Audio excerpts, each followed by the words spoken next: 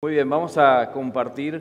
Hoy Claudia nos mencionaba, vamos a hablar de la palabra de Dios y vamos a compartir esa palabra de Dios.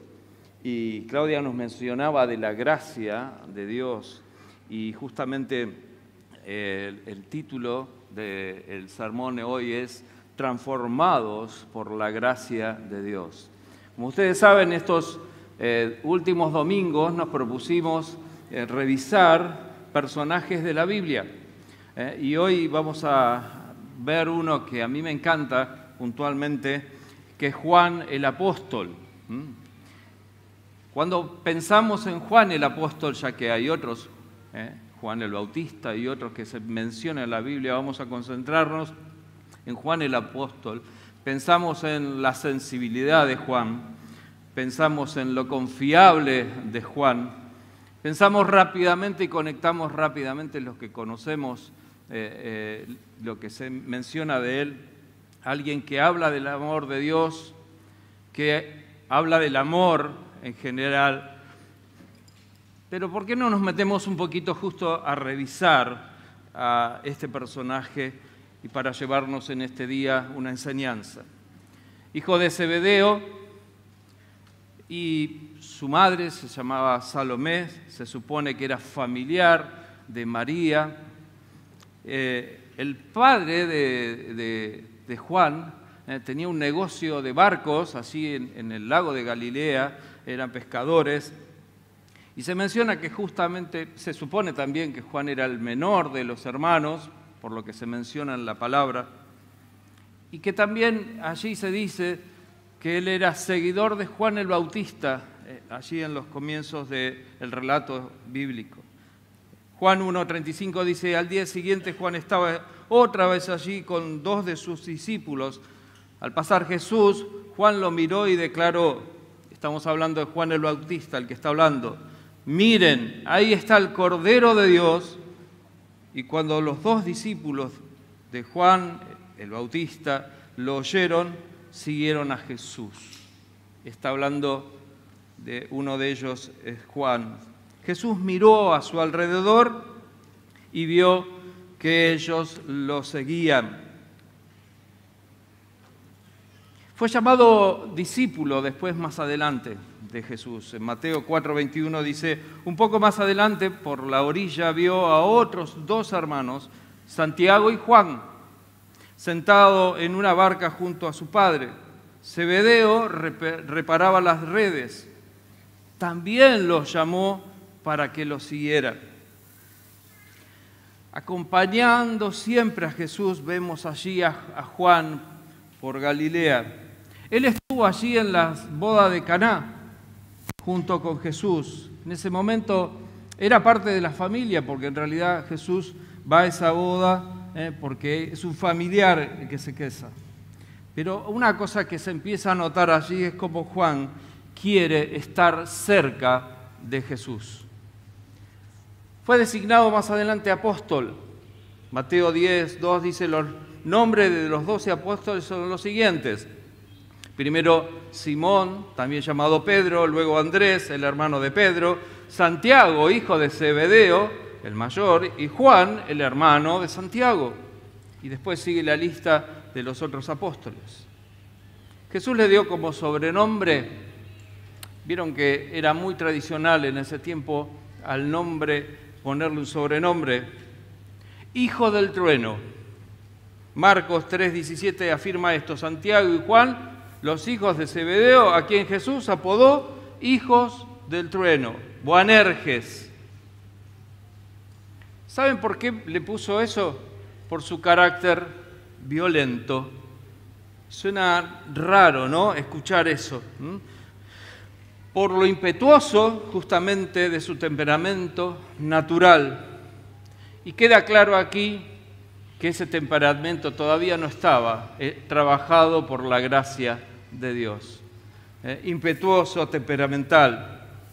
En Lucas 9:41, el 49 se relata, dice, entonces Juan le dijo, Maestro, hemos visto a unos que expulsaban demonios en tu nombre, pero se lo prohibimos porque no andan con nosotros. Onda, estos hermanos patovica, ¿no? Onda, parecían la hinchada brava. No están con nosotros, así que ya le dijimos que eso no lo pueden hacer. Este era el carácter o el temperamento de Juan en ese momento. Y después, más adelante, Jesús debe reprenderlos. Dice en el versículo 51, se acercaba el tiempo en que Jesús había de ser recibido arriba. Así que resolvió con firmeza dirigirse a Jerusalén. Envió mensajeros delante de él y ellos se fueron y entraron en una aldea samaritana para preparar todo. Pero los de allí no le recibieron porque se dieron cuenta de que su intención era ir a Jerusalén. Al ver esto, sus discípulos, Jacobo y Juan, dijeron, Señor, no sé si lo hicieron en ese tono, Señor, ¿quiere que mandemos que caiga fuego del cielo como hizo Elías para que los destruya? Pero Jesús nuevamente volvió y los reprendió. Esta era la esencia del carácter de Juan y de su hermano en ese tiempo. Su egoísmo lo llevaba con su hermano a hacer peticiones inclusive casi impensables, asociada a su madre, queriendo los primeros lugares. Recordamos allí esto que se menciona en Mateo 20:20. En ese momento la madre de los hijos de Zebedeo se acercó con sus hijos a Jesús y se postró ante él para pedirle algo. Y le dijo, ¿qué es lo que quieres? Y ella respondió, manda que en tu reino mis dos hijos se sienten, uno a tu derecha y el otro a tu izquierda. Hasta acá podríamos inferir que el error era de la madre. Pero me parece que estos dos muchachos estaban ahí atrás diciendo, sí queremos, sí queremos. Y Jesús respondió, como siempre lo hace, siempre notamos en Jesús que responde, ustedes no saben lo que piden. Lo que comenzó a actuar en la vida de Juan por seguir a Jesús fue la gracia de Dios. Y esa gracia hizo efectos en su vida. Su violencia se transformó más adelante en una fuerza que glorifica a Dios. Más adelante podemos empezar a notar en la Escritura esos cambios en Juan. Vamos a ver a ese Juan transformado por la gracia y por la cercanía a Jesús. Me gustaría que tengamos en cuenta estas dos cosas, la gracia de Dios y la cercanía de Juan a Jesús. Después, más adelante, Juan se caracteriza, según muchos lo mencionan, por una profunda intuición espiritual y una vida de sensibilidad hacia las cosas espirituales. La gracia transformadora hace que ese discípulo, hace que Jesús mismo diga de él que por él tenía un afecto particular. ¿Se acuerdan de esa situación? Después de esta transformación, Juan fue uno de los 3 apóstoles a los que Jesús permitió ver la resurrección de Jairo, Marcos 5:37, y con la excepción de Pedro, Jacobo y Juan, el hermano de Jacobo, no permitió que nadie más lo acompañara. Juan empieza a vivir esos privilegios de la cercanía con Jesús. Y estos hitos en la vida de Jesús, que Él puede estar cerca y puede atestiguarlo. Allí en la agonía, en la muerte, en el huerto, de Getsemaní, Mateo 26:37 dice, Jesús llevó consigo a Pedro y a los hijos de Zebedeo, o sea, Jacobo y Juan, y comenzó a ponerse triste y muy angustiado. ¿Se imaginan compartir ese tiempo, vivir ese tiempo duro, difícil, pero profundo de intimidad allí con el Señor? Allí en la última cena, Es el más cercano a Jesús. Quizás esto es lo que más nos impacta cuando se dice uno de sus discípulos, el cual Jesús amaba. Jesús ama a todos, pero puntualmente expresa el cual Jesús amaba, estaba recostado al lado de Jesús. Ya no solamente lo seguía, estaba con él. En este momento, Juan estaba recostado, el privilegio de estar recostado al lado de Jesús. Jesús se le acercó y le dio el cuidado de María a Juan. Allí en el Juan 19, 27 dice, y al discípulo le dijo, ahí tienes a tu madre. Y a partir de ese momento el discípulo la recibió en su casa. Tremendo privilegio que tuvo Juan, que Jesús mismo le dijera que esa mujer tan importante en la historia fuera cuidada por él. Corrió junto a Pedro allí en el sepulcro, en Juan 24. Corrían juntos y aunque el otro discípulo corrió más aprisa que Pedro, dice, y llegó primero al sepulcro.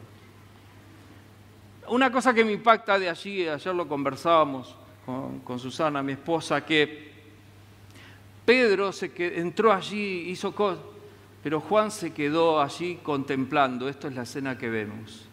El Juan contemplativo como siempre. Algunas cosas más que se pueden detallar. Hay tantas para decir. Vio a Jesús resucitado, estuvo presente en la ascensión de Jesús al cielo y como apóstol fue parte del inicio de la iglesia y esto es lo que relata Hechos. Más adelante se unió a Pedro en una gran obra misionera. Ellos dos fueron encarcelados, no por haber hecho nada malo, sino por justamente levantar en alto el nombre de Jesús. Fue uno de los apóstoles que se quedaron en Jerusalén en la época de la persecución. Resistió firme en ese lugar. Todas estas cosas nos llevan a poder decir, qué gran hombre de Dios. Pero, ¿cuál era el secreto de la transformación de Juan? Como dije antes, la gracia de Dios y el estar cerca de Jesús. La gracia de Dios y el estar cerca de Jesús. A Juan se le atribuyen 5 libros en el Nuevo Testamento. El cuarto Evangelio, las 3 cartas y el Apocalipsis. En el caso de este último del Apocalipsis, allí más o menos en el año 95 aproximadamente, se calcula el año 95 después de Cristo, escribiendo lo que Dios mismo le permite escribir para el futuro. ¿Dónde? Exiliado en la isla de Pasmo. Lo habían recluido en aquel lugar.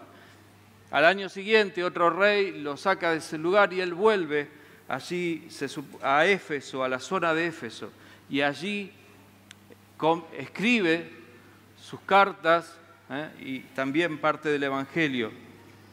Esas cartas que fueron destinadas justamente a las iglesias de Asia. En relación al cuarto Evangelio, Calvino mismo dice que los otros evangelios, o sea, los otros 3, muestran lo que Jesús hizo. Pero Calvino dice, Juan nos muestra en su evangelio lo que Jesús es. Cada vez que querramos saber lo que Jesús es, podemos ir allí al evangelio de Juan y tener la claridad con que él escribió para decirnos cómo es el mismo Señor. En la primera epístola de Juan, se dan cuenta que no nos alcanza el tiempo para revisar todo, pero en la primera epístola de Juan encontré algunas cosas. Seguramente ustedes encontrarán muchas más. Esta carta destinada justamente a las asambleas de la provincia de Asia, en la cual Juan enseña el carácter de Dios revelado por Cristo es el que debe determinar la vida espiritual y el comportamiento de todo creyente. Esto es lo que transmite en esa carta Juan. Fíjense, 1 Juan 1:5, donde habla que Dios es luz. Versículo 5. Este es el mensaje que hemos oído de Él y que le anunciamos a ustedes. Dios es luz y en Él no hay tiniebla alguna. Capítulo 2, versículo 6 dice, el que dice que permanece en Él debe andar como Él anduvo. Y quiero repetirme esto para mi vida. Debe andar como Él anduvo. La gracia transformadora de Dios y la cercanía a Jesús es la que le permite y le da autoridad a Juan para escribir estas cosas allí en esta carta. Habla de varias cosas, pero anoté algunas. Habla del amor de Dios, como dijimos antes, y exhorta al amor entre los cristianos. 1 Juan 4:7, amados, amémonos unos a otros, porque el amor es de Dios. Todo aquel que ama ha nacido de Dios y conoce a Dios. El que no ama no ha conocido a Dios, porque Dios es amor. En esto se mostró el amor que Dios para con nosotros, en que Dios envió al mundo a su Hijo unigénito para que vivamos por Él. En esto consiste el amor. No en que nosotros hayamos amado a Dios, sino que Él nos amó a nosotros y envió a su Hijo en propiciación por nuestros pecados. Amados, nuevamente repite, cariñosamente, si Dios nos ha amado así, nosotros también debemos amarnos unos a otros. ¿Para qué agregar algo más a lo que la Escritura dice? Concreto y sencillo.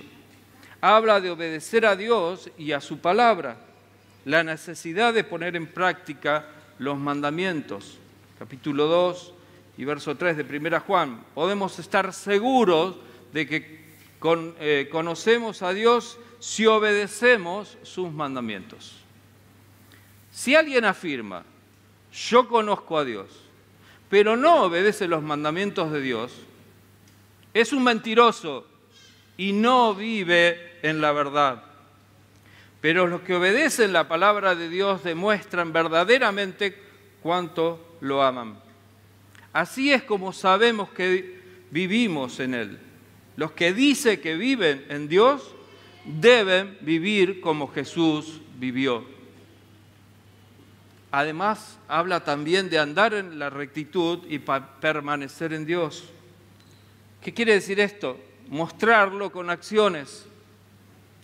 Versículo 9, el que dice que está en la luz y aborrece a su hermano, está todavía en tinieblas. El que ama a su hermano permanece en la luz, y en él no hay tropiezo, porque el que aborrece a su hermano está en tinieblas, y anda en tinieblas, y no sabe a dónde va, porque las tinieblas le han cegado los ojos. Habla de estar en guardia ante la seducción del mundo. No amen al mundo ni a las cosas que están en el mundo. Si alguno ama al mundo, el amor del Padre no está en él. Porque todo lo que hay en el mundo, es decir, los deseos de la carne, los deseos de los ojos y la vanagloria de la vida, no proviene del Padre, sino del mundo. El mundo y sus deseos pasarán, pero el que hace la voluntad de Dios permanece para siempre. Habla de estar atentos contra las falsas doctrinas. 2:18 de 1 Juan dice, hijitos, esa forma cariñosa de hablar de él ya anciano, han llegado los últimos tiempos, y así como ustedes oyeron que el anticristo viene, ahora han surgido muchos anticristos. Por esto sabemos que han llegado los últimos tiempos. Pero ustedes tienen la unción del Santo y conocen todas las cosas. No les he escrito porque no conocen la verdad, sino porque la conocen y porque ninguna mentira procede de la verdad. En realidad hay tantas cosas más para revisar. Me gustaría que sigamos leyendo a Juan. Pero Juan es uno de los personajes cual la Biblia nos da la posibilidad y nos permite de revisar muchas cosas de su vida. Porque justamente le dio muchos años, mucho tiempo de larga vida. Y muestra justamente cómo la gracia transformadora de Dios hizo que esos impulsos de juventud, que eran negativos en su carácter, fueran transformados hasta llegar a su vejez. La verdad que ¿cuántos de nosotros quisiéramos parecernos a Juan? Pero ¿saben qué? La conclusión que podemos llegar es que el carácter de Juan transformado es porque estuvo cerca de Jesús y porque permitió que la gracia de Dios lo hiciera. Podemos decir, este es mi carácter, así soy yo. Muchas veces me encuentro, los chicos muchas veces me dicen, yo soy así, no lo puedo cambiar. Pero sin embargo, Dios muestra en su palabra claramente que Él tiene todo el poder para hacer esos cambios. Podemos quedarnos en esa idea de mi carácter es así, que me aguanten. Puede ser impulsivo o puede ser un carácter, por el contrario, derrotado, de alguien que piensa que no sirve para nada. Sea de una forma u otra, Dios quiere transformar todo esto en nosotros. Para llevarnos como reflexión, ¿cómo es posible que sea transformado nuestro carácter? ¿Es necesario que sea transformado nuestro carácter? Sí, porque en la palabra de Dios habla de un carácter aprobado. Y esto me hizo pensar en que Dios desaprueba algún cierto tipo de carácter, ¿no? Así que en primer lugar, quiero hablarles de lo que Dios puede transformar en nuestro carácter a través de este pasaje de Romanos 5:15, muy brevemente, que sea la palabra nuevamente la que nos hable. Hay un carácter que Dios no aprueba, pero hay algo que Dios puede transformar y sí aprobarlo. Romanos 5 dice, así pues, justificados por la fe, tenemos paz con Dios por medio de nuestro Señor Jesucristo, por quien tenemos también, por la fe, acceso a esta gracia en la cual estamos firmes. Y nos regocijamos en la esperanza de la gloria de Dios. Y no solo esto, sino que también nos regocijamos en los sufrimientos, porque sabemos que los sufrimientos producen resistencia. La resistencia produce un carácter aprobado. ¿Qué dice la Escritura? Esa resistencia que muchas veces a la cual nos tenemos que enfrentar, que no nos gusta, que Dios nos ponga, como digo yo, en la máquina para acomodarnos, es la que produce un carácter aprobado para Él. Y el carácter aprobado produce esperanza, y esta esperanza no defrauda, porque Dios ha derramado su amor en nuestros corazones por el Espíritu Santo que nos ha dado. ¿Puede Dios transformar nuestro carácter? Sí, claro que sí. Pero lo segundo que deberíamos llevarnos hoy como pensamiento es que justamente eso tiene un proceso y nosotros debemos permitir ese proceso de transformación. Si Juan no se hubiera puesto cerca de Jesús, no hubiera estado allí con Él, no se hubieran producido esas transformaciones. Segunda Pedro 1:3 en adelante dice que somos participantes de la naturaleza divina. Siendo hijos de Dios, somos participantes de la naturaleza divina. Dice, todas las cosas que pertenecen a la vida y a la piedad nos han sido dadas por su divino poder mediante el conocimiento de aquel que nos llamó por su gloria y excelencia. Miren qué lugar de privilegio es donde Dios nos puso a cada uno de nosotros, a pesar de lo que somos. Por medio de ellas nos ha dado preciosas y grandísimas promesas para que por ellas ustedes lleguen a ser participantes de la naturaleza divina, puesto que han huido de la corrupción que hay en el mundo por causa de los malos deseos. Por eso, ustedes deben esforzarse, dice la palabra, por añadir virtud a su fe, conocimiento a su virtud, dominio propio al conocimiento, paciencia al dominio propio, piedad a la paciencia, afecto fraternal a la piedad y amor al afecto fraternal. Si todo esto abunda en ustedes, fíjense lo que dice aquí a continuación, serán muy útiles y productivos en el conocimiento de nuestro Señor Jesucristo.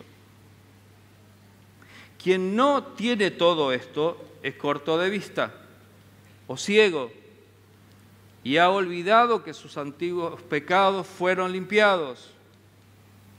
Si seguimos pensando en que nos tienen que aguantar como somos, con nuestro carácter, somos cortos de vista, nos quedamos como no pudiendo ver y no nos damos cuenta de las cosas y nos quedamos estancados allí en nuestra vida de pecado. Por eso, hermanos, procuren fortalecer su llamado y elección. Si hacen esto, jamás caerán. De esta manera se les abrirán de par en par las puertas del reino eterno de nuestro Señor y Salvador Jesucristo. Concluyo con este personaje hermoso que es Juan, que fue transformado por Dios por dos cosas: por la gracia de Dios y por la cercanía de Juan a Jesús.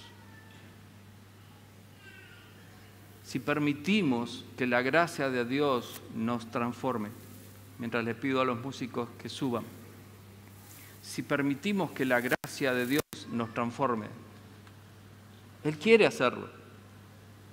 Y es una gracia transformadora. Ningún libro de autoayuda, nada que puede hacer, consejos de otro pueden ser muy positivos.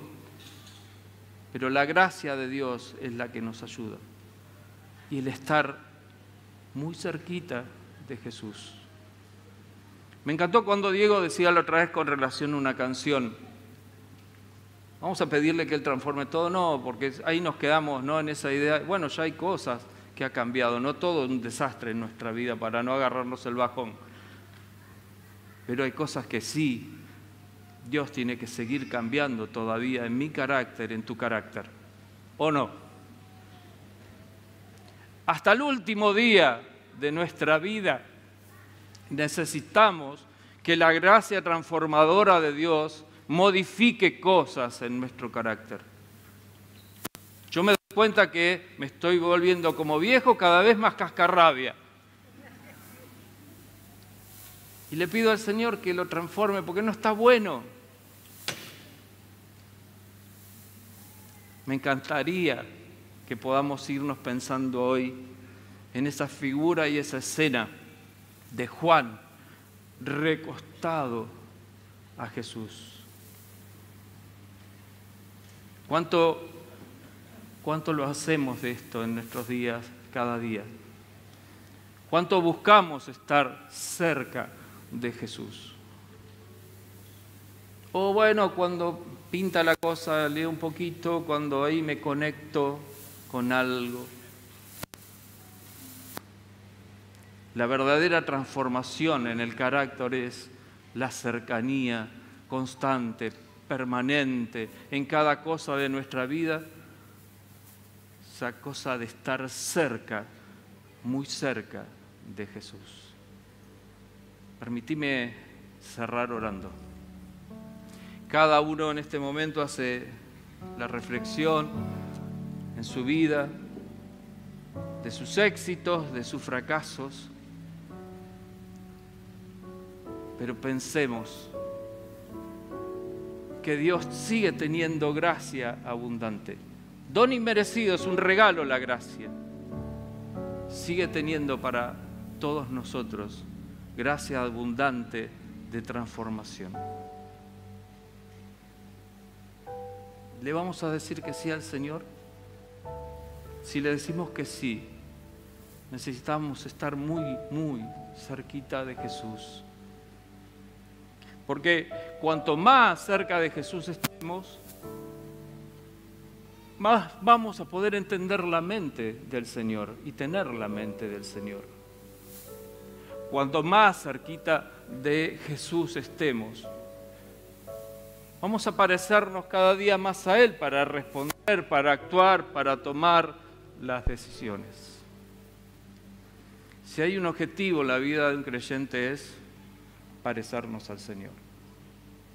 Inclina tu rostro y oremos.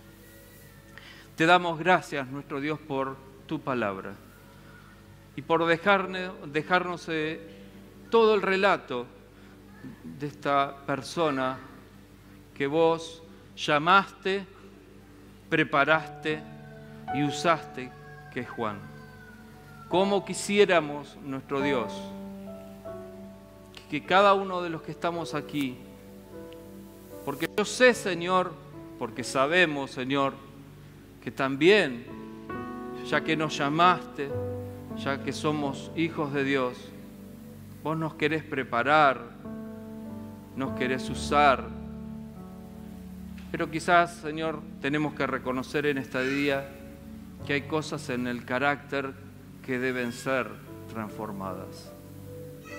Te pedimos, Señor, que nos ayudes a tomar la mejor decisión, que es dejarte hacer a vos esa transformación.